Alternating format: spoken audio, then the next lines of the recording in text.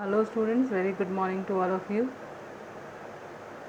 Today we are going to continue with the second chapter of your Hornbill, that is, we are not afraid to die if we can be all together. So before continuing, I would like to recollect what we read last week.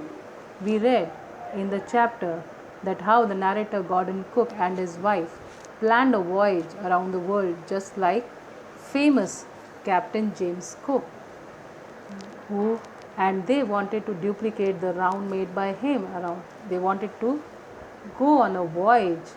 They have been preparing and perfecting their seafaring skills for 16 years.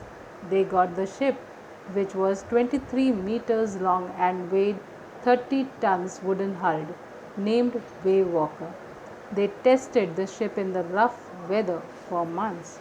In July 1976, they all started their journey from Plymouth, England. They sailed from Africa to Cape Town, which was quite a pleasant journey.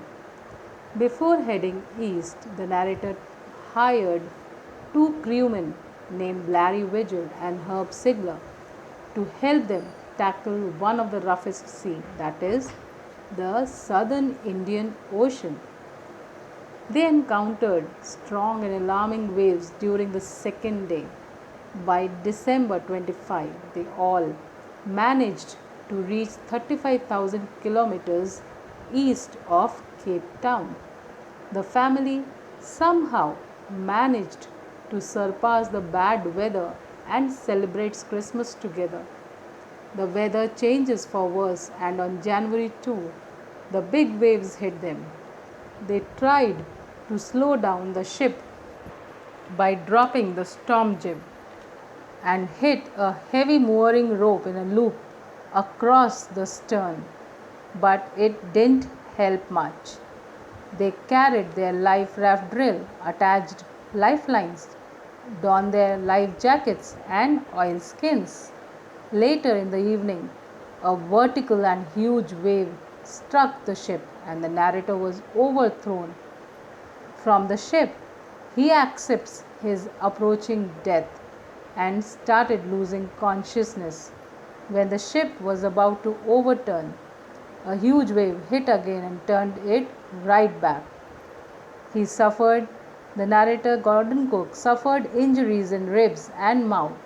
Then he somehow managed to grab the guardrail and sails into the ship's main boom. Now we'll see what happens further. Then in the on page number 16, the second paragraph, the narrator says, we had survived for 15 hours since the wave hit, but Wave Walker wouldn't hold together long enough for us to reach Australia. I checked our charts and calculated that there were two small islands a few hundred kilometers to the east. One of them, Isle Amsterdam, was a French scientific base. Our only hope was to reach these pinpricks in the vast ocean. So, here the word pinpricks means the very small in size, very small like dots. So, in the vast ocean, so these islands were only few kilometers, so therefore the narrator had called them as pinpricks in the vast ocean. So, here the narrator has used a metaphor. But then further he says, but unless the wind and seas abated means stopped or decreased in force or intensity, so we could hoist sail, our chances would be slim indeed.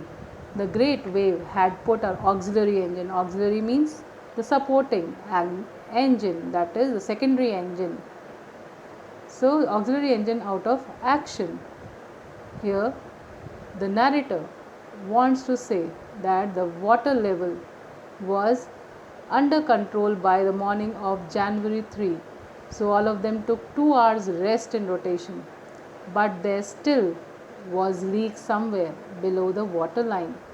Upon checking, the boat rib structure was badly broken down till the base of the ship. The whole section of the starboard, that is the right side of the ship, was held together with a few cupboard partitions. The ship's condition was so bad that it would not make it till Australia. The narrator checked the charts and calculated that there were only two small islands a few kilometers to the east. One of them was Isle Amsterdam, which was a French scientific base. Their only hope was to search and reach that island, but only if the wind and the sea do not cause further damage, else their chances were slim. The wave had destroyed the ship's supporting engine or the secondary engine also. Then, further in the next paragraph, the narrator says, on January 4, after 36 hours of continuous pumping, we reached the last few centimeters of water.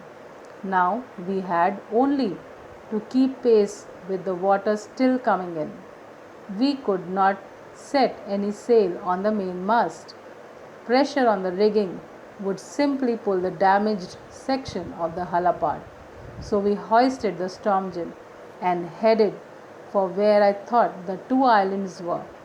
Mary found some corned beef and cracker biscuits, and we ate our first meal in almost 2 days. So, here in this paragraph, the word rigging means the ropes and wires supporting the structure of the ship, and hull means the framework of the vessel. So, in this paragraph, the narrator says that after 36 hours of continuous pumping, on January 4, the water was only a few centimeters left to be pumped out. So they had to pump out the water continuously in order to keep sailing and save themselves from getting drowned, or to save the ship from getting drowned, because the ship was broken and it was taking in water. So it was necessary for them to pump out the water continuously, but still they had to pump out water which was coming in. So they could not set sail on the main mast. They hoisted the storm jib and sailed towards the two small islands.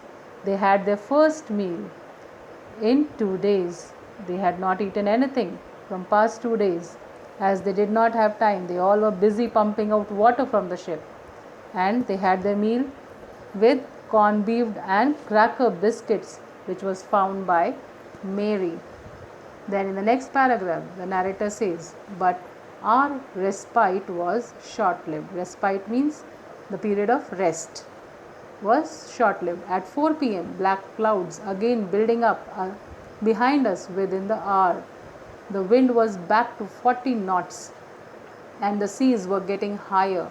The weather continued to deteriorate throughout the night, and by dawn on January 5, dawn is the early morning, on January 5 our situation was again desperate.